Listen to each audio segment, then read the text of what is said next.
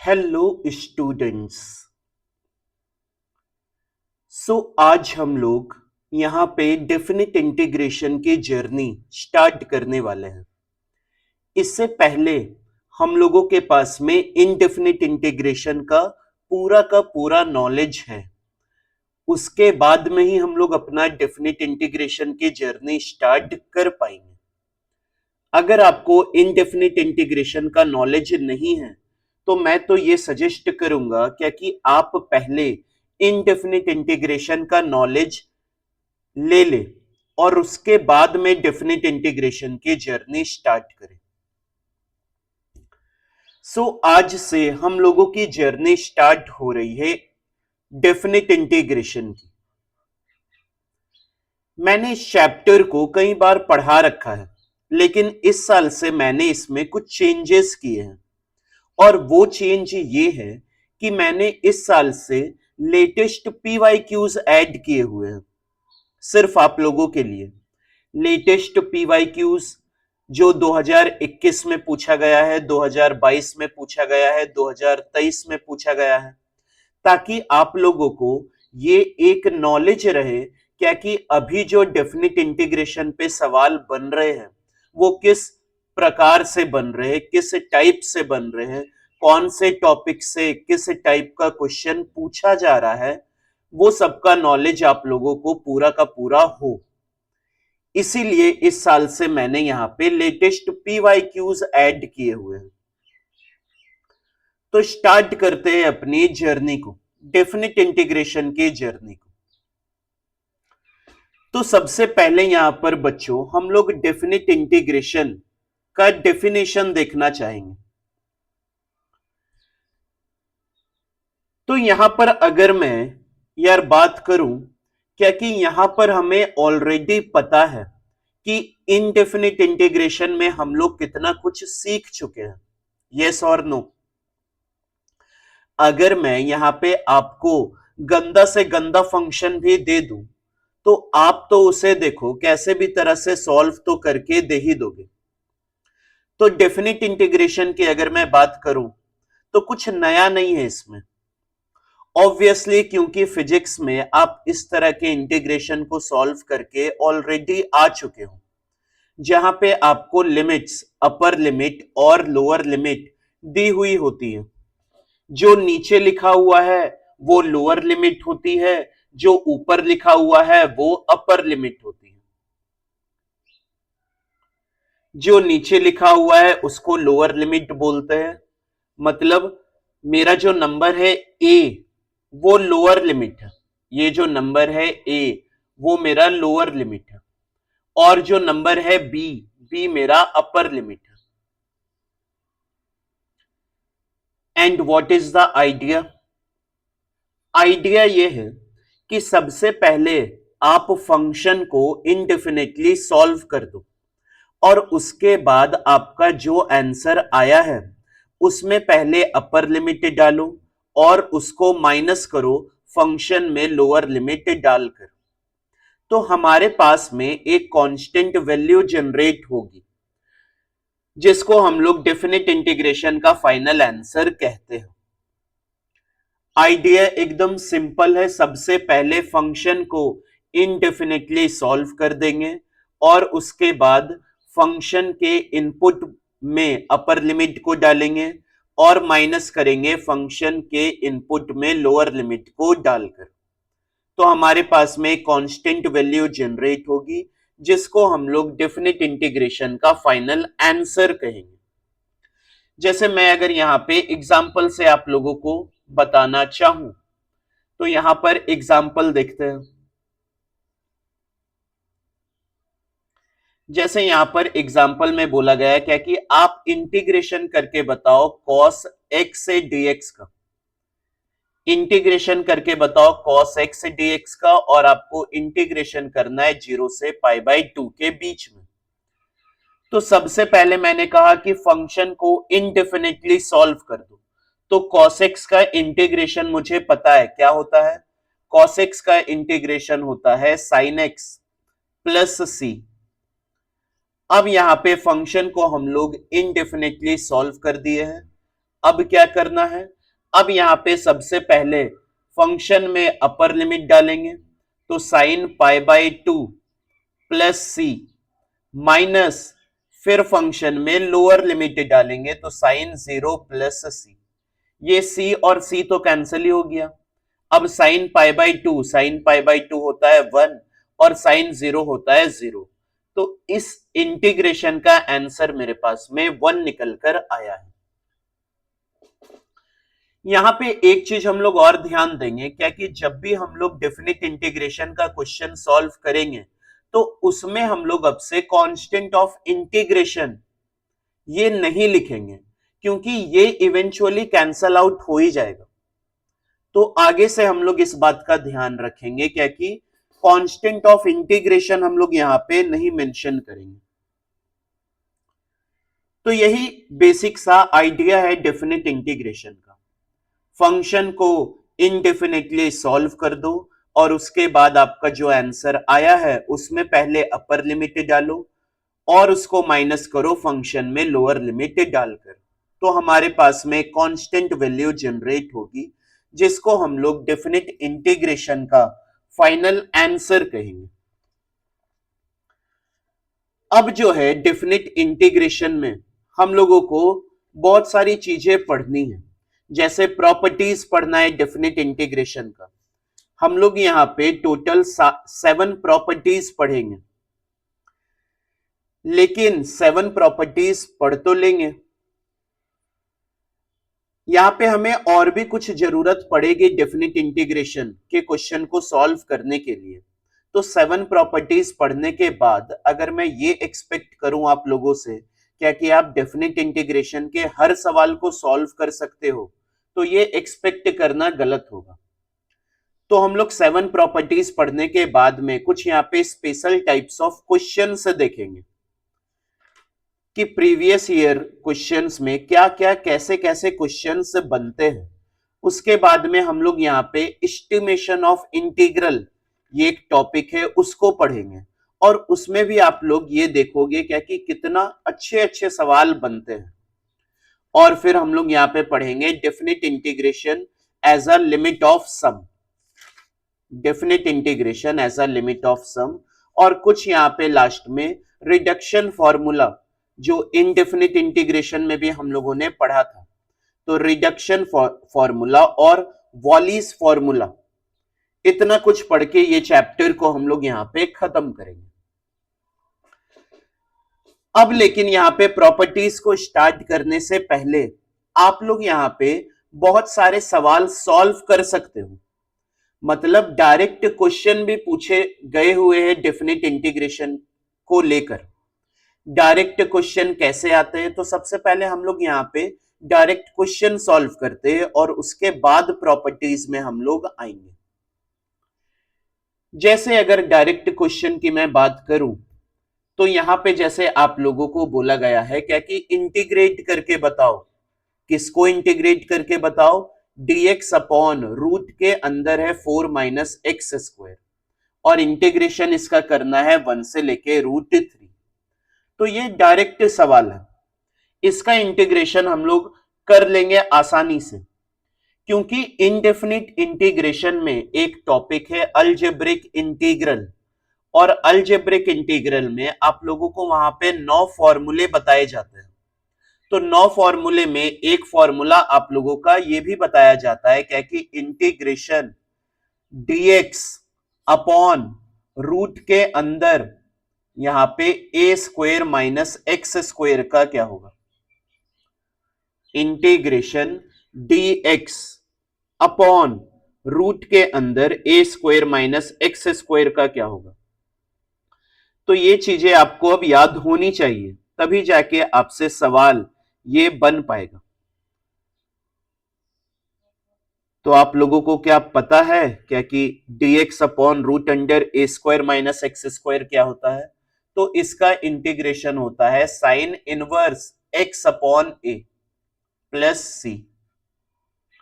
तो यहां पर a की जगह क्या है 2 है, तो यहां पर हम लोग डायरेक्ट लिख सकते हैं क्या कि इसका जो इंटीग्रेशन का वैल्यू आएगा वो आएगा साइन इनवर्स x अपॉन 2। अब यहाँ पे लोअर लिमिट है 1, अपर लिमिट है √3। अब यहाँ पे क्या करेंगे, सबसे पहले अपर लिमिट को पुट करेंगे। तो अपर लिमिट को पुट करते हैं, तो sine inverse √3/2 minus lower limit को पुट करेंगे तो साइन इनवर्स 1/2। अब हमें पता है साइन इनवर्स √3/2 कितना होता है, तो साइन इनवर्स √3/2 होता है π/3 और साइन इनवर्स -1/2 होता है π/6। तो इसका जो आंसर आएगा वो आएगा हमारा π/6। तो ये डायरेक्ट सवाल है, यहां पे कोई भी हम लोग प्रॉपर्टीज यूज नहीं किए हैं, ये डायरेक्ट सवाल इनडेफिनिट इंटीग्रेशन से उठाया गया है और यहां पे बस लिमिट लगा दिया गया है, लोअर लिमिट और अपर लिमिट। और कैसे कैसे सवाल बनते हैं हम लोग चलते आगे। तो दूसरा सवाल आपका ये है क्या कि इंटीग्रेशन आपको करना है 1 से 3 तक और इस बार जो फंक्शन है आपका वो है tan inverse x/x² + 1 plus tan inverse x² + 1/x। यहां पे बोला है इंटीग्रेशन करके बताओ 1 से 3 तक। फंक्शन जो है वो है tan इनवर्स x अपॉन यहां पे है x² + 1, फिर प्लस है आपका tan इनवर्स यहां पे है x² + 1/x। इसका इंटीग्रेशन करके बताना है। क्वेश्चन को यहां पे अगर हम लोग ध्यान से देखेंगे तो क्वेश्चन में यहां पे अगर ध्यान से देखें तो यहां पे इंटीग्रेशन 1 से 3 तक करने के लिए बोल रहा है। क्वेश्चन में दो टर्म है tan इनवर्स का और दोनों टर्म का अगर इनपुट पे ध्यान देंगे तो इनपुट दोनों का एक दूसरे का रेसिप्रोकल है। tan इनवर्स का जो दोनों इनपुट है वो एक दूसरे का रेसिप्रोकल है। तो यहां पे मैं ये सजेस्ट कर रहा हूं क्या कि यहां पर tan इनवर्स x/x² + 1 को एज इट इज छोड़ दो, लेकिन क्या मैं इसको यहां पे ये लिख सकता हूं cot इनवर्स x अपॉन यहां पे x² + 1 और ये आएगा dx। ये लिखने से फायदा क्या है, क्या कि मैं अब यहां पे आईटीएफ का प्रॉपर्टी यूज कर सकता हूं। प्रॉपर्टी क्या है कि tan inverse theta plus cot inverse theta ये मिलाकर क्या देता है, ये मिलाकर देता है π/2 के बराबर। मतलब अब पूरा का पूरा फंक्शन में मैं क्या लिखूंगा, π/2 लिखूंगा और ये dx।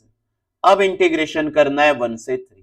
अब तो ये सवाल बहुत आसान हो गया है, π/2 कांस्टेंट है तो π/2 को बाहर निकालेंगे। अब इंटीग्रेशन करना है dx का कहां से कहां तक, 1 से 3 तक। तो dx का इंटीग्रेशन आएगा हमारे पास में क्या, x। तो यहां पे सबसे पहले अपर लिमिट को डालेंगे और माइनस करेंगे लोअर लिमिट से, तो 3 - 1 ये कैंसल ये कैंसल, तो यहां पे आंसर जो आया है वो आया है पाई के बराबर। तो क्वेश्चन को ध्यान से पढ़ेंगे और उसके बाद में यहां पे हम लोग सवाल सॉल्व करेंगे। चलते आगे। अब इनडेफिनिट इंटीग्रेशन को सॉल्व करने के लिए आप लोगों को यहां पे मेथड्स भी बताए गए थे, जैसे बाय पार्ट्स मेथड क्या है, सब्स्टिट्यूशन मेथड क्या है। तो उन सब पे भी डायरेक्ट सवाल यहां पे बनते हैं। जैसे अगले क्वेश्चन की तरफ चले हम लोग, तो ये सवाल है इंटीग्रेशन करना है 0 से 1 तक और रूट के अंदर है 1 - x अपॉन 1 + x dx। तो इस क्वेश्चन को हम लोग यहाँ पे सब्स्टिट्यूशन मेथड से सॉल्व करेंगे। यहां पर आप लोगों को पता है क्या कि मैं यहाँ पे x के जगह क्या सब्स्टिट्यूट करूंगा, तो x के जगह मैं यहाँ पे cos थीटा सब्स्टिट्यूट करूंगा। दोनों साइड डिफरेंशिएट करूंगा तो dx बराबर आएगा यहाँ पे क्या, minus of sine theta into D theta. अब यहां पे एक चीज ध्यान में रखनी है, ध्यान में क्या रखना है, क्या कि जब भी आप डेफिनेट इंटीग्रेशन के सवाल को सॉल्व कर रहे हो with the help of substitution, तो उस केस में आपको यहां पे लिमिट्स भी चेंज करनी पड़ेगी। उस केस में आपको यहां पे लिमिट्स भी चेंज करनी पड़ेगी, क्योंकि डेफिनिट इंटीग्रेशन में जो डी के साथ में लिखा होता है एक्स, उसकी लिमिट उसकी लिमिट गिवन होती है।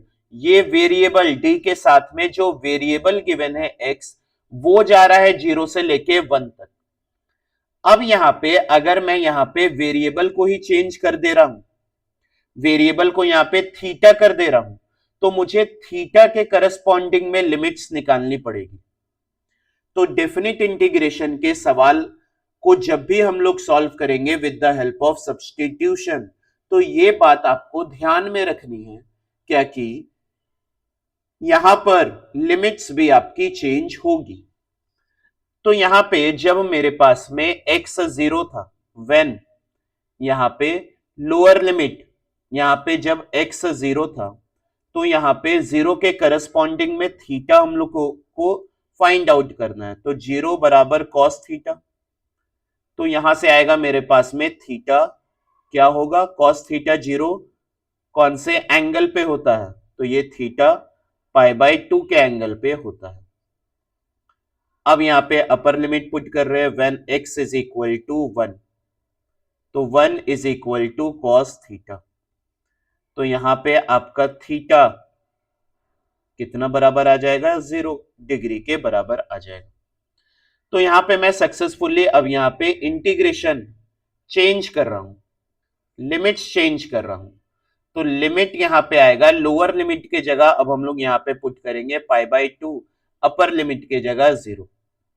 अब यहां पे रूट अंडर यहां पे आएगा 1 minus cos theta upon 1 plus cos theta. dx के जगह में अब लिखूंगा मैं यहां पे minus of sine theta into D theta.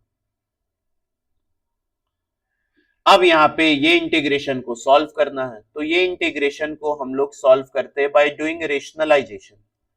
आप यहां पे ट्रिग्नोमेट्रिक आइडेंटिटीज का फॉर्मूला भी यूज कर सकते हो। cos 2 थीटा का हमें फॉर्मूला पता है, 3 फॉर्मूला पता है, तो यहां पे आप उसका भी यूज करके सॉल्व कर सकते हो। लेकिन ये मैं क्वेश्चन को सॉल्व करता हूं बाय रेशनलाइजेशन। आप लोग यहाँ पे ट्रिग्नोमेट्री का फॉर्मूला लगा के एक बार सॉल्व करना, आंसर जो आएगा वो तो सेम ही आएगा। तो यहाँ पे मैं सॉल्व कर रहा हूं रेशनलाइजिंग मेथड से।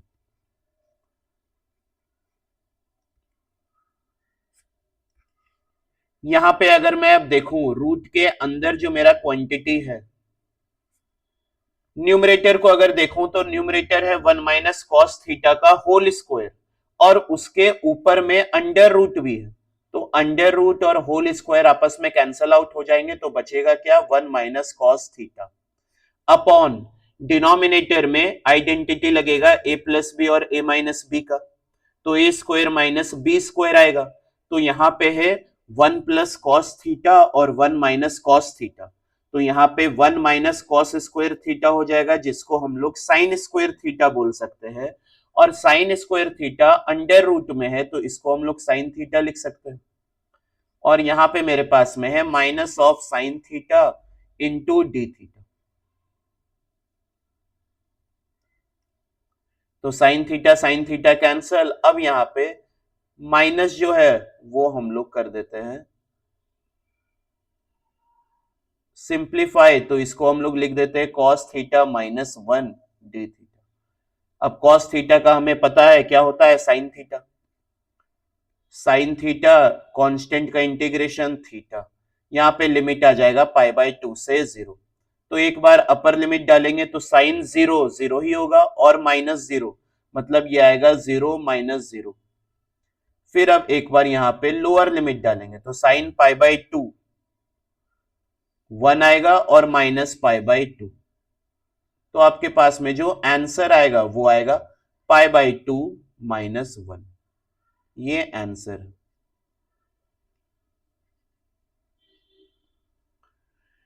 तो डेफिनिट इंटीग्रेशन के सवाल को अगर हम लोग सॉल्व कर रहे हैं with the help of substitution, तो यहां पे आपका लिमिट्स भी चेंज होगा, बस इस बात को ध्यान में रखना। चलते अब आगे। यहाँ पे और कैसे कैसे सवाल बन सकते हैं, जैसे यहाँ पे अगला सवाल है, इंटीग्रेशन करना है 1 से 2 तक ln x से dx। अब ये भी सवाल इनडेफिनिट इंटीग्रेशन से उठाया गया है। यहाँ पे हम लोग बाय पार्ट्स मेथड पढ़ते हैं इनडेफिनिट इंटीग्रेशन में। तो यहाँ पे इंटीग्रेशन करना है ln x से dx का। तो बाय पार्ट्स मेथड में हमें दो वेरिएबल की जरूरत होती है, दो अलग अलग फंक्शन की जरूरत होती है, u इंटू वी। तो यहां पे मेरे पास में एक ही फंक्शन दिख रहा है ln x। अब यहां पे क्या एक फंक्शन को हम लोग कंसिडर करते हैं, हम लोग एक फंक्शन को यहां पे 1 कंसिडर करते हैं एज अ सेकेंड फंक्शन। यहां पे ln x जो है वो आपका फर्स्ट फंक्शन होगा और 1 जो है वो आपका सेकेंड फंक्शन होगा। इंटीग्रेशन करना है 1 से लेके 2 तक और ये dx।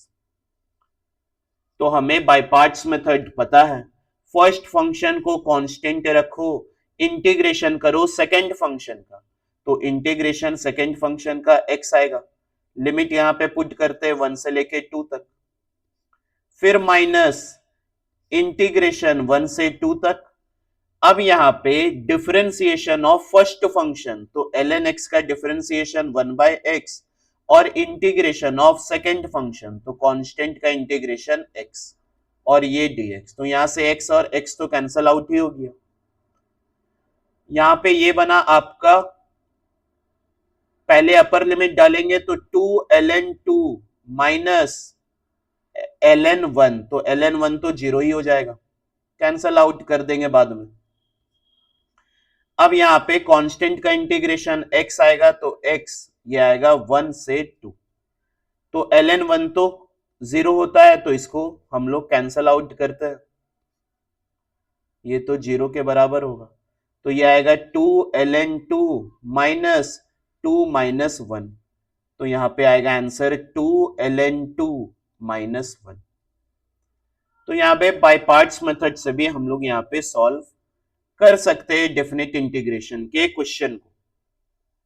अभी तक हम लोगों ने यहाँ पे प्रॉपर्टीज पढ़ना स्टार्ट नहीं किया।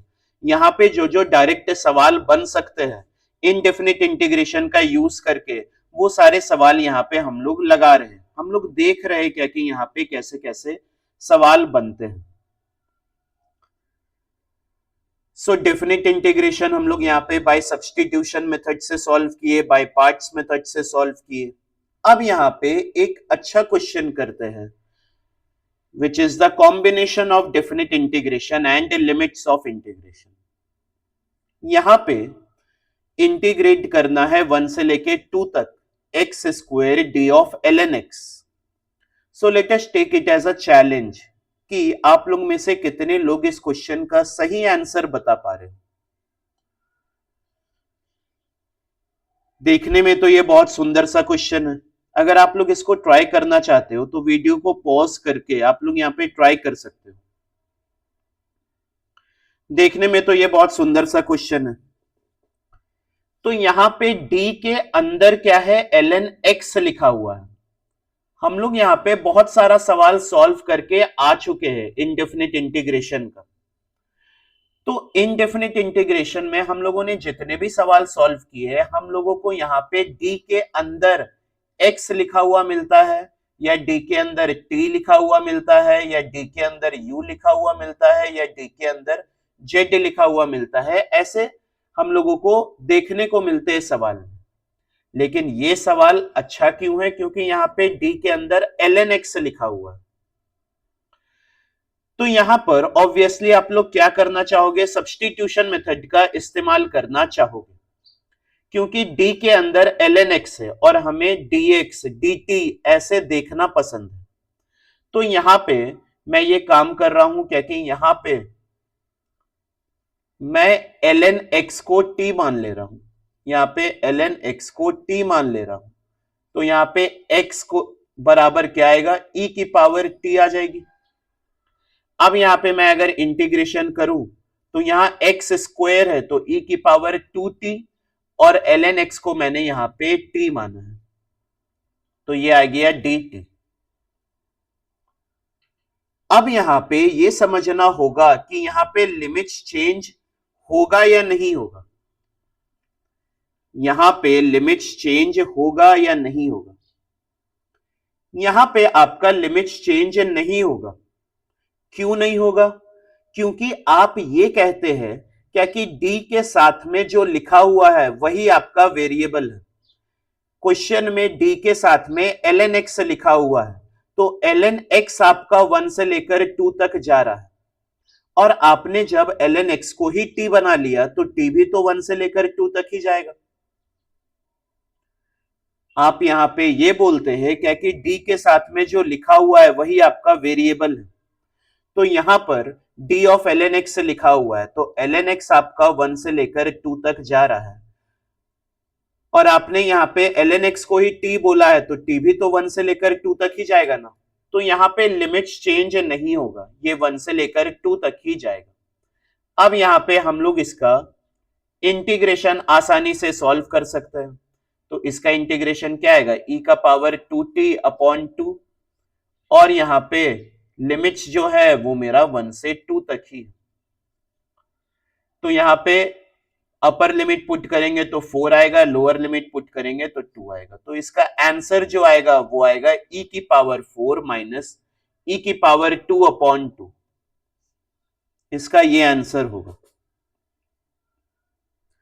अब इसको सॉल्व करने का एक दूसरा अप्रोच भी है, और वो भी यहाँ पे आप लोगों को समझना चाहिए ताकि और ज्यादा क्लैरिटी मिले कि सब्स्टिट्यूशन करने के बाद लिमिट चेंज करना है या नहीं करना है, तो इसलिए मेथड 2 पे भी हम लोग यहां पे आएंगे। So mark it this as a method 1। यहां पे मेथड 2 भी हम लोग देखेंगे ताकि ये क्लैरिटी मिले क्या कि कब हम लोग यहाँ पे लिमिट चेंज करेंगे और कब यहाँ पे हम लोग लिमिट चेंज नहीं करेंगे।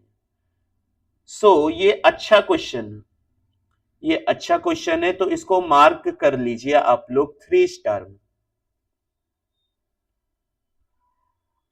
मेथड 2 यहां पे हम लोग देखते हैं। अब आप लोगों में से कुछ ऐसे बोल सकते हैं क्या कि सर मुझे ये तो d l n of x पसंद ही नहीं आ रहा है, आप तो इसे ही हटा दो। आप यहां पे एक काम करो क्या कि D of L N x की वैल्यू निकाल लो। क्या कि D of L N x की वैल्यू होगी क्या, D of L N x मतलब derivative of L N X, तो यहां पे एक्स स्क्वायर तो मैं लिखूंगा ही। अब d of L N x की वैल्यू निकाल लो, तो d of L N x की वैल्यू आएगी 1 अपॉन एक्स, और ये आएगा d x. D of L N x मतलब डेरिवेटिव निकालना है एल एन एक्स का, तो d of L N x upon d x, तो एल एन एक्स का डेरिवेटिव आएगा 1 अपॉन एक्स, और डी एक्स को आप लोग राइट हैंड साइड भेज दो।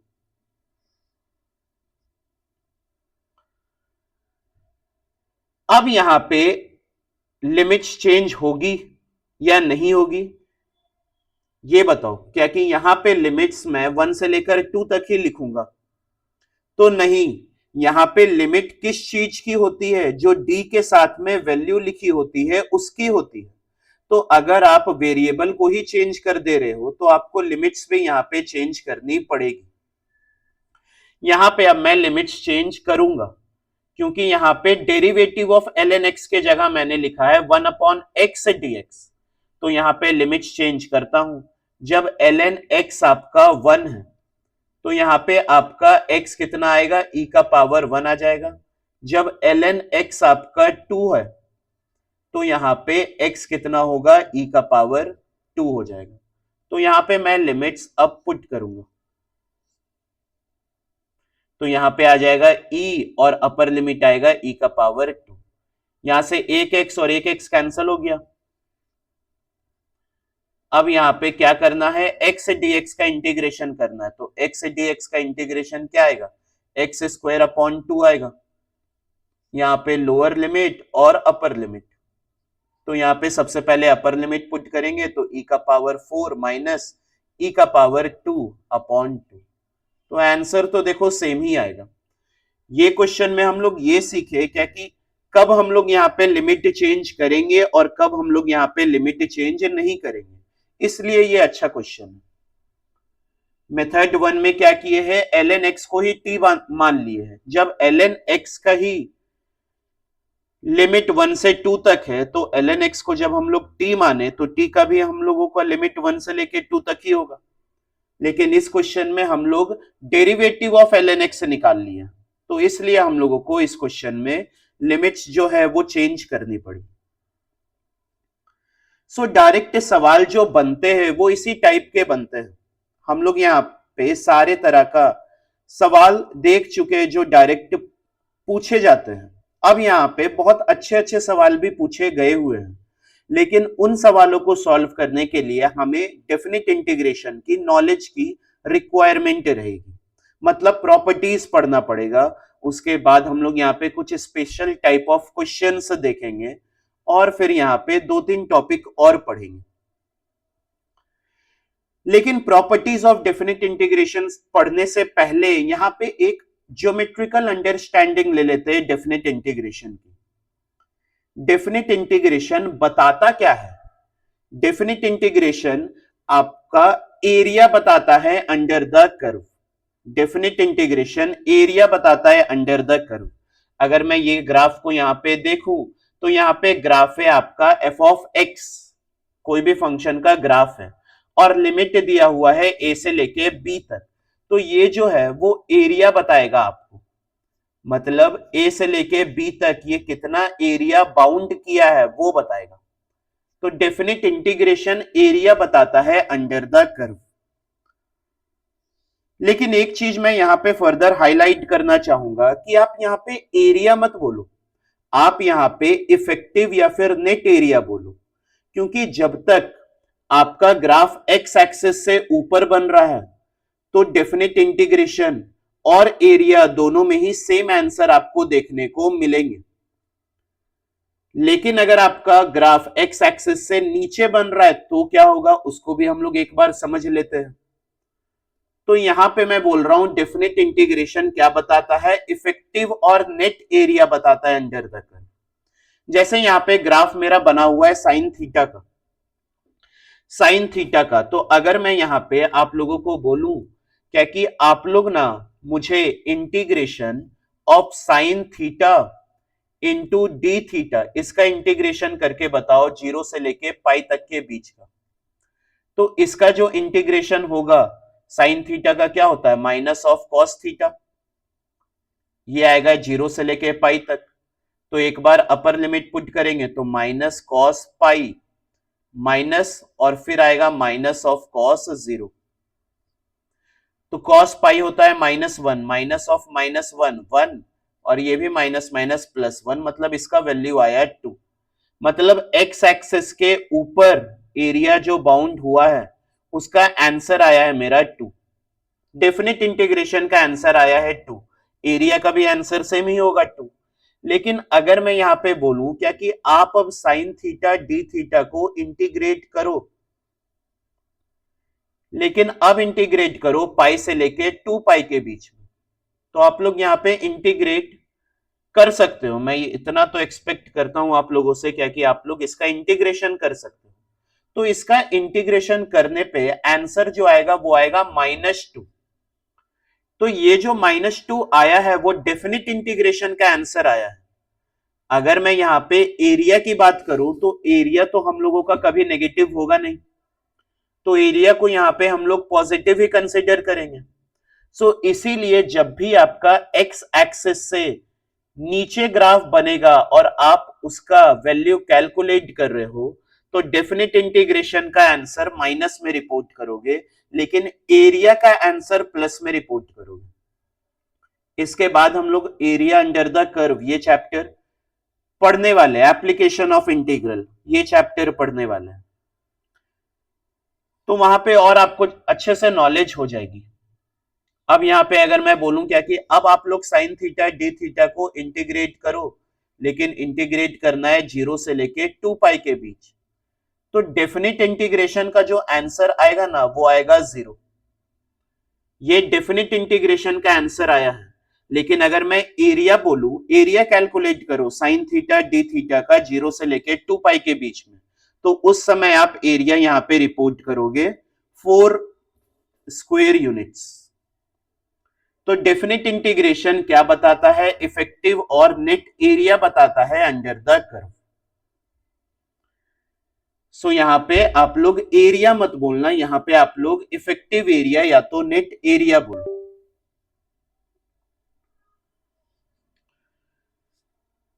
अब यहां पे हम लोग डेफिनेट इंटीग्रेशन का ज्योमेट्रिकल अंडरस्टैंडिंग ले चुके हैं।